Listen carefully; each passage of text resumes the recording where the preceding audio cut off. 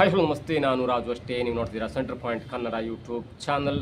ರಾಜ್ಯ ರಾಜಕಾರಣದಲ್ಲಿ ಬಿರುಗಾಳಿ, ಮುಖ್ಯಮಂತ್ರಿಯ ಬದಲಾವಣೆಯ ಹಗ್ಗ ಜಗ್ಗಾಟ, ಸಿಎಂ ಸೀಕ್ರೆಟ್ ಬಿಚ್ಚಿಟ್ಟಂತ ಹಿರಿಯ ನಾಯಕ BK ಹರಿಪ್ರಸಾದ್, ಉಲ್ಟಾ ಹೊಡೆದಂಥ ಸತೀಶ್ ಜಾರಕಿಹೊಳಿ. ಏನಿದು ಅಪ್ಡೇಟ್ ಇವೆಲ್ಲವನ್ನು ನೋಡೋದಕ್ಕಿಂತ ಮೊದಲು ಇಲ್ಲೇ ತನಕ ನಮ್ಮ ಚಾನಲ್ನ ಸಬ್ಸ್ಕ್ರೈಬ್ ಮಾಡಿಲ್ಲ ಅಂದರೆ ಈಗಲೇ ಸಬ್ಸ್ಕ್ರೈಬ್ ಮಾಡಿ, ಜೊತೆಗೆ ಕಾಮೆಂಟ್ಗಳ ಮುಖಾಂತರ ತಮ್ಮ ಅಭಿಪ್ರಾಯವನ್ನು ತಿಳಿಸಬಹುದು. ಎಸ್ ವೀಕ್ಷಕರೇ, 2023ರಲ್ಲಿ 136 ಸೀಟ್ಗಳನ್ನು ಗೆದ್ದು ಬಿಗಿದಂಥ ಕಾಂಗ್ರೆಸ್ಗೆ ಈಗಲೂ ಕೂಡ ಸಂಕಷ್ಟ ತಪ್ಪಿಲ್ಲ. ಸಿದ್ದರಾಮಯ್ಯನವರು 3 ವರ್ಷಗಳ ಕಾಲ ಅಧಿಕಾರವನ್ನು ಅನುಭವಿಸಿದ ನಂತರ ಇದೀಗ DK ಶಿವಕುಮಾರ್ ಅವರು ತನಗೇ CM ಪಟ್ಟ ಬೇಕು ಎನ್ನುವಂಥ ಒಂದು ಹಠಕ್ಕೆ ಹಿಡಿದಿದ್ದಾರೆ. ಜೊತೆಗೆ ಮೊನ್ನೆ ಆದಂಥ ಒಂದು ಫೋನ್ ಕರೆಯಲ್ಲಿ ಸಿದ್ದರಾಮಯ್ಯನವರು ನಿನ್ನೆ ನೇರವಾಗಿ ದೆಹಲಿ ತಲುಪಿದ್ದಾರೆ. ಇವತ್ತು AICCಯ ಕಚೇರಿಯಲ್ಲಿ ದಿಗ್ಗಜರ ಸಮಾಗಮ ಆಗಿದೆ. ಅದರಲ್ಲೂ ಮುಖ್ಯವಾಗಿ ವೇಣುಗೋಪಾಲ್ ಇದ್ದಾರೆ, ಸುರ್ಜೇವಾಲಾ ಇದ್ದಾರೆ, ಖರ್ಗೆ ಇದ್ದಾರೆ, ಜೊತೆಗೆ ರಾಹುಲ್ ಗಾಂಧಿ ಕೂಡ ಮೊಟ್ಟ ಮೊದಲ ಬಾರಿಗೆ ಕರ್ನಾಟಕದ ವಿಷಯವನ್ನು ಚರ್ಚೆ ಮಾಡಲಿಕ್ಕೆ ಮೊಟ್ಟ ಮೊದಲ ಬಾರಿಗೆ AICC ಕಚೇರಿಯನ್ನು ತಲುಪಿದ್ದಾರೆ. ಅಲ್ಲಿ ಒಂದು ಕಡೆ ಸಿದ್ದರಾಮಯ್ಯನವರು ಇದ್ದಾರೆ, ಮತ್ತೊಂದು ಕಡೆ DK ಶಿವಕುಮಾರ್ ಇದ್ದಾರೆ. ಇವರೆಲ್ಲರ ಮಧ್ಯೆ ಹರಿಪ್ರಸಾದ್ ಇದ್ದಾರೆ, ಜೊತೆಗೆ ಪರಮೇಶ್ವರ್ ಕೂಡ ಇದ್ದಾರೆ. ಹೀಗಾಗಿ ಇವತ್ತು ಯಾವೆಲ್ಲ ಬೆಳವಣಿಗೆ ಆಗುತ್ತೆ, ಏನಾಗುತ್ತೆ, ಸಿದ್ದರಾಮಯ್ಯನವರು ಸಲೀಸಾಗಿ CM ಪಟ್ಟವನ್ನು ಬಿಟ್ಟುಕೊಡ್ತಾರಾ ಅಥವಾ DK ಶಿವಕುಮಾರ್ ಅವರಿಗೆ ಮತ್ತೊಂದಷ್ಟು ದಿನಗಳ ಕಾಲ ಮುಂದೂಡಿಕೆಯಾಗುವಂಥ CM ಈ ಹಗ್ಗ ಜಗ್ಗಾಟ ಸ್ವಲ್ಪ ದಿನ ಮುಂದೂಡಿಕೆಯಾಗುವಂಥ ಏನಾದರೂ ಅವಕಾಶ ಇದೆಯಾ, ಅಥವಾ ಸಿದ್ದರಾಮಯ್ಯನವರನ್ನ 5 ವರ್ಷ ಮುಖ್ಯಮಂತ್ರಿಯಾಗಿ ಮುಂದುವರಿಸಿ 2028ಕ್ಕೆ DK ಶಿವಕುಮಾರ್ ಅವರಿಗೆ ಅನುವು ಮಾಡಿಕೊಡುವಂಥ ದೃಷ್ಟಿಯಲ್ಲಿ ನಿರ್ಧಾರ ಆಗುತ್ತಾ, ಅಥವಾ ಸಚಿವ ಸಂಪುಟ ಪುನರಚನೆ ಆಗುತ್ತಾ? ಇವೆಲ್ಲವೂ ಕೂಡ ಇವತ್ತು ಅಥವಾ ನಾಳೆಯ ಒಳಗಾಗಿ ಒಂದು ನಿರ್ದಿಷ್ಟವಾದಂಥ ಅಂತಿಮ ಒಂದು ನಿರ್ಧಾರ ಕೈಗೊಳ್ಳುವಂಥ ಎಲ್ಲ ಸಾಧ್ಯತೆ ಇದೆ. ನಿನ್ನೆ ವಿಶೇಷ ವಿಮಾನದಲ್ಲಿ ಹೋದಂಥ ಸಿದ್ದರಾಮಯ್ಯನವರು ನಿನ್ನೆ ಕರ್ನಾಟಕ ಭವನದಲ್ಲಿ ಉಳ್ಕೊಂಡಿದ್ರು. ಇವತ್ತು ಕರ್ನಾಟಕ ಭವನದಲ್ಲಿ ಹಿರಿಯ ನಾಯಕರ ಜೊತೆ ಪರಮೇಶ್ವರ್ ಇದ್ದರು, ಜೊತೆಗೆ ಅನೇಕ ಹರಿಪ್ರಸಾದ್ ಇದ್ದರು. ಹೀಗೆ ಅವರ ಜೊತೆ ತಿಂಡಿ ಕೂಡ ಸೌದ್ರು. ಅದಾದ ನಂತರ ನೇರವಾಗಿ AICC ಕಚೇರಿಗೆ ಹೋಗಿದ್ದಾರೆ. AICC ಕಚೇರಿಯಲ್ಲಿ ವೇಣುಗೋಪಾಲ್, ಸುರ್ಜೇವಾಲಾ, ಖರ್ಗೆ ಮತ್ತು ಈ ಕರ್ನಾಟಕದ ವಿದ್ಯಮಾನಗಳ ಕುರಿತು ಮೊಟ್ಟ ಮೊದಲಿಗೆ ಚರ್ಚೆ ಮಾಡಲಿಕ್ಕೆ ರಾಹುಲ್ ಗಾಂಧಿ ಕೂಡ ಬಂದಿದ್ದಾರೆ. ಹರಿಪ್ರಸಾದ್ ಹೇಳ್ತಿರುವಂಥ ಒಂದು ಮಾತಂದರೆ, ಯಾವುದೇ ಕಾರಣಕ್ಕೂ ಕೂಡ ಮುಖ್ಯಮಂತ್ರಿ ಬದಲಾವಣೆಯ ಆಗುವಂಥ ಸಾಧ್ಯತೆ ಕಡಿಮೆ ಇದೆ. ಆದರೆ ಅನೇಕ ಹಿರಿಯ MLAಗಳು ತಮಗೆ ಸಚಿವ ಸಂಪುಟದಲ್ಲಿ ಸ್ಥಾನ ಬೇಕು, ಹಾಗಾಗಿ ಈ ಸಚಿವ ಸಂಪುಟವನ್ನು ಪುನರಚನೆ ಮಾಡಿ ಎನ್ನುವಂಥ ದುಂಬಾಲನೆ ಬಿದ್ದಿದ್ದಾರೆ. ಹಾಗಾಗಿ ಈ ಮಟ್ಟಿಗೆ ಇವತ್ತು ಚರ್ಚೆ ಆಗಬಹುದು ಎನ್ನುವಂಥ ಸ್ಫೋಟಕ ಮಾಹಿತಿಯನ್ನು ಕೊಟ್ಟಿದ್ದ. ಜೊತೆಗೆ ಅವರು ಯಾಕೋ DK ಶಿವಕುಮಾರ್ ಅವರ ಮೇಲೆ ಮುನ್ಸ್ಕೊಂಡಂಗಿದೆ. ಜೊತೆಗೆ ಈ CM ಪಟ್ಟ ಅಥವಾ ಸಿದ್ದರಾಮಯ್ಯನವರ ಮುಖ್ಯಮಂತ್ರಿ ಪಟ್ಟ ಅಥವಾ ಅವರು ಬಿಟ್ಟುಕೊಡುವಂಥ ವಿಷಯ ಯಾವುದಕ್ಕೂ ಕೂಡ ನನಗೆ ಅಷ್ಟಾಗಿ ತಿಳಿದಿಲ್ಲ. ಆದರೆ ಒಂದು ಹಂತಕ್ಕೆ ಹಿರಿಯ MLAಗಳು ಸಚಿವ ಸಂಪುಟದಲ್ಲಿ ಸ್ಥಾನ ಸಿಗಲಿಕ್ಕೆ ಒತ್ತಾಯವನ್ನು ಮಾಡ್ತಿದ್ರೆ, ದುಂಬಾಲು ಬಿದ್ದಿದ್ದಾರೆ ಎನ್ನುವಂಥ ಮಾತನ್ನು ಕೂಡ ಹೇಳ್ತಿದ್ರೆ. ಮತ್ತೊಂದು ಕಡೆ ಸತೀಶ್ ಜಾರಕಿಹೊಳಿ ಅವರು ಬೆಂಗಳೂರಲ್ಲಿ ಮಾತನಾಡ್ತಾ ಹೇಳೋದಂದ್ರೆ, ಎಸ್ ಅಫ್ಕೋರ್ಸ್ ಚರ್ಚೆ ಆಗ್ತಾ ಇದೆ, ಬದಲಾವಣೆ, ನಾಯಕತ್ವದ ಬದಲಾವಣೆ ಅನೇಕ ದಿನಗಳಿಂದ ಇತ್ತು, 6 ತಿಂಗಳಿಂದ ಅದು ಜಾಸ್ತಿ ಆಗಿದೆ. ಈ ನಾಯಕತ್ವ ಬದಲಾವಣೆ ಈಗ ಚರ್ಚೆಗೆ ಬಂದಿದೆ. ಇಲ್ಲೇ ತನಕ ಅದು ಮಾಧ್ಯಮದಲ್ಲಿ ಮತ್ತು ನಾಯಕರ ಮಧ್ಯೆ ಇತ್ತು. ಈಗ ಈ ಚರ್ಚೆ ಹೈಕಮಾಂಡ್ ಮುಂದೆ ಅಧಿಕೃತವಾಗಿ ಬಂದಿದೆ, ಅವರ ಟೇಬಲ್ ಮುಂದೆ ಬಂದಿದೆ. ಹಾಗಾಗಿ ಖರ್ಗೆ ಮತ್ತು ರಾಹುಲ್ ಗಾಂಧಿ ಕೂಡ ಇದೀಗ ಆ ಚರ್ಚೆಯನ್ನು, ಆ ಸಿನಾಪ್ಸಿಸನ್ನು, ಬದಲಾವಣೆಯ ಒಂದು ರೀತಿ ರಿವಾಜನ್ನು ಪರಿಶೀಲನೆ ಮಾಡ್ತಾ ಇದ್ದಾರೆ. ಹಾಗಾಗಿ ಒಂದು 2 ದಿನದಲ್ಲಿ ಇದು ಅಂತಿಮವಾಗಿ ಎಲ್ಲ ನಿರ್ಧಾರ ಕೈಗೊಳ್ಳುವಂಥ ಸಾಧ್ಯತೆ ಇದೆ ಎನ್ನುವಂಥ ಮಾತನ್ನು ಸತೀಶ್ ಜಾರಕಿಹೊಳಿ ಹೇಳಿದ್ದಾರೆ. ಒಂದು ಅರ್ಥದಲ್ಲಿ ಹರಿಪ್ರಸಾದ್ ಹೇಳಿದ್ದು ಇಲ್ಲ, ಮುಖ್ಯಮಂತ್ರಿ ಬದಲಾವಣೆ ಆಗಲ್ಲ, ಸಚಿವ ಸಂಪುಟ ಪುನರಚನೆ ಆಗುತ್ತೆ ಅನ್ನುವಂಥ ಮಾತನ್ನು ಹೇಳ್ತಿದ್ದಾರೆ. ಮತ್ತೊಂದು ಕಡೆ ಸತೀಶ್ ಜಾರಕಿಹೊಳಿ ಇಲ್ಲ, ನಾಯಕತ್ವ ಬದಲಾವಣೆ ಆಗುತ್ತೆ, ನಾಯಕತ್ವ ಬದಲಾವಣೆ ಚರ್ಚೆ ನಾಯಕರ ಮಧ್ಯೆ ಇತ್ತು, ಗೊಂದಲದಲ್ಲಿತ್ತು. ಈ ಗೊಂದಲವನ್ನು ಪರಿಹಾರ ಮಾಡಲಿಕ್ಕೆ ಸ್ವತಃ ರಾಹುಲ್ ಗಾಂಧಿ, ಖರ್ಗೆ ಅವರು ಇದೀಗ ಅಖಾಡಕ್ಕೆ ಇಳಿದಿದ್ದಾರೆ. ಹಾಗಾಗಿ ಕೆಲವು ದಿನಗಳಲ್ಲಿ ಅಂತಿಮವಾಗಿ ಇವತ್ತು ನಾಳೆ ಒಳಗೆ ಇವತ್ತು ಚರ್ಚೆ ಆಗುತ್ತೆ, ನಾಳೆ ಒಂದು ಅಂತಿಮ ರೂಪ ಬರುತ್ತೆ.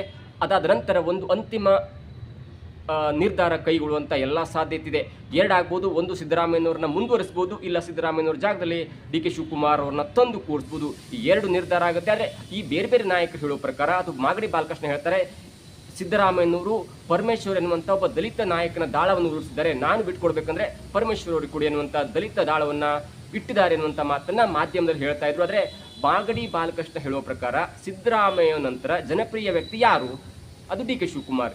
2ನೇ ಹಂತದಲ್ಲಿ ಸಿದ್ದರಾಮಯ್ಯನವರಿಗೆ ಒಂದು ಮಾಸ್ ಲೀಡರ್ಶಿಪ್ ಇದೆ, ಮಾಸ್ ಮುಖವಾಣಿ ಇದೆ, ಮಾಸ್ ಬಲ ಇದೆ, ಅಹಿಂದ ನಾಯಕ, ಅವರನ್ನು ನೋಟಿ ಓಟ್ ಹಾಕ್ತಾರೆ. ಅದಾದ ನಂತರ 2ನೇ ನಾಯಕ ಯಾರು, 2ನೇ ಮಾಸ್ ನಾಯಕ ಯಾರು, ಪಕ್ಷ ಸಂಘಟನೆಗೂ ದುಡಿದಂಥ ನಾಯಕ ಯಾರು? ಅದು DK ಶಿವಕುಮಾರ್. ಹೀಗಾಗಿ ಸಿದ್ದರಾಮಯ್ಯನವರನ್ನು ಕೆಳಗಿಳಿಸಿದರೆ ಆ ಸ್ಥಾನದಲ್ಲಿ DK ಶಿವಕುಮಾರ್ ಅವರು ಬಂದು ಕೂರ್ತಾರೆ. ಹೀಗಾಗಿ ಪರಮೇಶ್ವರ್ ಅವರು ತಾನೇ ಮುಖ್ಯಮಂತ್ರಿ ಆಗಬೇಕು ಅನ್ನೋದು ಹಠ ಹಿಡಿದಿಲ್ಲ, ಕೊಟ್ಟರೆ ಅವರು ಕೂಡ ತಗೋತಾರೆ, ನಾನು ತಗೋತೇನೆ, ಎಲ್ಲರೂ ತಗೋತಾರೆ. ಆದರೆ ಹೈಕಮಾಂಡ್ ಯಾರಿಗೆ ಕೊಡುತ್ತೆ ಅನ್ನುವ ನಿರ್ಧಾರದ ಮೇಲೆ ಯಾರಿಗೆ ಜನಪ್ರಿಯತೆ ಇದೆ, ಯಾರು ಪಕ್ಷಕ್ಕಾಗಿ ದುಡಿದಿದ್ದಾರೆ ಎಲ್ಲವೂ ಕೂಡ ಚರ್ಚೆ ಆದಾಗ ಸಿದ್ದರಾಮಯ್ಯನವರ ನಂತರ ಈಗ ಡಿ ಕೆ ಶಿವಕುಮಾರ್ ಅವರು ಮುಂಚೂಣಿಯಲ್ಲಿದ್ದಾರೆ. ಒಂದು ವೇಳೆ ಸಿದ್ದರಾಮಯ್ಯನವರು ಬಿಟ್ಟರೆ ಅದು ಡಿ ಕೆ ಶಿವಕುಮಾರ್ ಅವರಿಗೆ ಬರುತ್ತೆ ಅನ್ನುವಂಥ ಒಂದು ನೇರವಾದ ಮಾತನ್ನು ಹೇಳಿದರೆ, ಹೀಗೆ ಅನೇಕರ ಅಭಿಪ್ರಾಯ ಕೂಡ ಹಾಗೆ ಆಗಿದೆ. ಆದರೆ ಸಿದ್ದರಾಮಯ್ಯನವರು ಒಂದು ಮಾತು ಹೇಳುವಂಥ ಸಾಧ್ಯತೆ ಇದೆ, ಮತ್ತು 1 ವರ್ಷಗಳ ಕಾಲ ನನಗೆ ಮುಖ್ಯಮಂತ್ರಿ ಅವಕಾಶವನ್ನು ಕೊಡಿ, ಒಂದು ಆಪ್ಷನ್.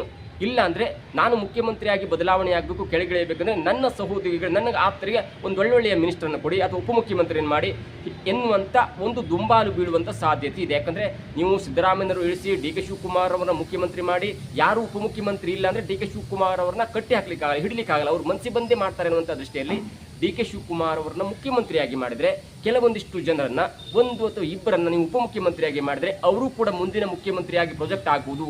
ಆ ಕಾರಣಕ್ಕಾಗಿ ಡಿ ಕೆ ಶಿವಕುಮಾರ್ ಅವರು ಒಕ್ಕಲಿಗ ನಾಯಕ, ಅವರನ್ನು ಮುಖ್ಯಮಂತ್ರಿ ಮಾಡಿದ್ರೆ ದಲಿತ ನಾಯಕನಾಗಿ ಪರಮೇಶ್ವರೋ ಅಥವಾ ಪ್ರಿಯಾಂಕ ಖರ್ಗೆನೋ ಅಥವಾ MP ಪಾಟೀಲ್ ಲಿಂಗಾಯತ ಕೋಟದಿಂದ 1-2 ಉಪಮುಖ್ಯಮಂತ್ರಿ ಮಾಡಿದರೆ ಆಗ ಡಿ ಕೆ ಶಿವಕುಮಾರ್ ಅವರ ಆಡಳಿತವನ್ನು ಕಟ್ಟಿ ಹಾಕಬಹುದು ಅಥವಾ ತಮ್ಮ ಒಂದು ಕೆಲಸವನ್ನು ಸಲೀಸಾಗಿ ಮಾಡಿಕೊಳ್ಳಬಹುದು ಎನ್ನುವಂಥ ಲೆಕ್ಕಾಚಾರ ಸಿದ್ದರಾಮಯ್ಯನವರು ಮುಂದಿಡಬಹುದು. ಅಲ್ಲದೆ ಯಾವುದೇ ಕಾರಣಕ್ಕೂ ಕೂಡ ಅವರಿಗಿರುವಂಥ ಒಂದು ಆಪ್ಷನ್ ಅಂದರೆ, ಒಂದು ನಾನೇ ಮುಖ್ಯಮಂತ್ರಿಯಾಗಿ ಮುಂದುವರಿಯಬೇಕು, ಆದಷ್ಟು ದಿನ ಅಥವಾ 6 ತಿಂಗಳ 1 ವರ್ಷನೋ, ಕೊನೆಯ 1 ವರ್ಷ ನಾನು ಬಿಟ್ಟುಕೊಡ್ತೇನೆ ಎನ್ನುವಂಥ ಒಂದು ಸವಾಲನ್ನು ಹಾಕ್ಬೋದು. ಇಲ್ಲ ಅಂದರೆ ನಾನು ಬಿಟ್ಟುಕೊಡಬೇಕಾದ್ರೆ ಕೆಲವೊಂದಿಷ್ಟು ಒಬ್ಬ ಅಥವಾ 2 ಉಪಮುಖ್ಯಮಂತ್ರಿಯಾಗಿ ಮಾಡಬೇಕು.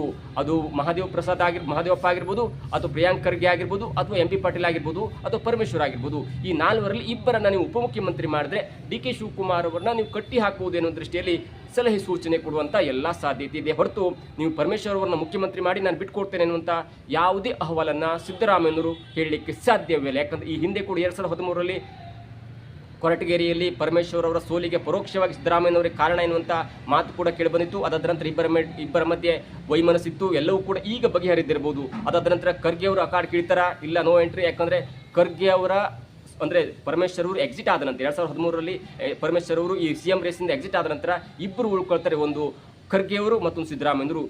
ಸಿದ್ದರಾಮಯ್ಯ ಮತ್ತು ಖರ್ಗೆ ಅವರ ಮಧ್ಯೆ CLP ಮೀಟಿಂಗ್ ಆದಾಗ ಯಾರು ಜಾಸ್ತಿ ವೋಟ್ ಹಾಕ್ತಾರೆ ಅವರಿಗೆ ಮುಖ್ಯಮಂತ್ರಿ ಪಟ್ಟ ಕೊಡ್ತೇನೆ ಅಂತ ಮಾತ್ರ ಹೈಕಮಾಂಡ್ ಹೇಳಿದಾಗ ಅತ್ಯಂತ ಜಾಸ್ತಿ ಮೋರ್ ದೆನ್ 70% ಮತಗಳು ಸಿದ್ದರಾಮಯ್ಯನವರಿಗೆ ಬೀಳುವಂಥ ಸಂದರ್ಭದಲ್ಲಿ ಆ ಮೀಟಿಂಗ್ನಿಂದ ಖರ್ಗೆ ಅವರು ಹೊರಗೆ ಹೋಗಿದ್ರು. ಹೀಗಾಗಿ ಸಿದ್ದರಾಮಯ್ಯನವರು ಅವರನ್ನು ಮುಖ್ಯಮಂತ್ರಿ ಮಾಡಿ ಇವರು ಮುಖ್ಯಮಂತ್ರಿ ಮಾಡಿ ಅನ್ನುವಂಥ ಹೇಳಿಕೆ ಕೊಡಲಿಕ್ಕೆ ಸಾಧ್ಯ ಇಲ್ಲ. ಮುಖ್ಯಮಂತ್ರಿ ಪಟ್ಟಕ್ಕಾಗಿ ನನ್ನನ್ನು ಮುಂದುವರಿಸಿ, ಇಲ್ಲ 2 ಅಥವಾ 3 ಉಪಮುಖ್ಯಮಂತ್ರಿಯಾಗಿ ಮಾಡಿ ಅನ್ನುವಂಥ ಒಂದೇ ಒಂದು ನೇರವಾದ ಒಂದು ಅಹವಾಲನ್ನು ಇಡುವಂಥ ಸಾಧ್ಯತೆ ಇದೆ. ಆದರೆ ಡಿ ಕೆ ಶಿವಕುಮಾರ್ ಅವರು ಯಾವುದೇ ಸವಾಲನ್ನು ಹೇಳುವಂಥ ಸಂದರ್ಭ ಇಲ್ಲ. ಉಪಮುಖ್ಯಮಂತ್ರಿ ಆದರೂ ಮಾಡ್ಕೊಳ್ಳಿ, ಯಾರಾದರೂ ಮಾಡ್ಕೊಳ್ಳಿ, ನಿಮ್ಮ ಸಚಿವ ಸಂಪುಟಕ್ಕೆ ಏನು ಬೇಕಾದರೂ ಮಾಡ್ಕೊಳ್ಳಿ, ನಾನು ಮುಖ್ಯಮಂತ್ರಿ ಆಗ್ತೇನೆ ಮತ್ತು ಬೆಂಗಳೂರು ಅಭಿವೃದ್ಧಿ ಮತ್ತು ಹಣಕಾಸು ಸಚಿವ ಸ್ಥಾನ ಕೊಟ್ಟು ಸಾಕು, ನಾನು ಮತ್ತೆ ಯಾವ ಒಂದು ಸವಾಲನ್ನು ಅಥವಾ ಒಂದು ಅಹವಾಲನ್ನು ಕೇಳಲ್ಲ ಎನ್ನುವಂಥ ಒಂದೇ ಒಂದು ಮಾತಿಗೆ ಸಿದ್ದರಾಮಯ್ಯ ಡಿ ಕೆ ಶಿವಕುಮಾರ್ ಅವರು ಹೈಕಮಾಂಡ್ ಮುಂದೆ ಇಡುವಂಥ ಎಲ್ಲ ಸಾಧ್ಯತೆ ಕೂಡ ಇದೆ. ನೋಡಬೇಕು ನಾಳೆ ಒಳಗೆ ಏನಾಗುತ್ತೆ ಎಲ್ಲೂ ಕೂಡ ಕಾದು ನೋಡೋಣ. ಇದಾಗಿತ್ತು ಇವತ್ತಿನ ವಿಶೇಷ. ನೋಡ್ತಾರೆ centre point Kannada YouTube channel.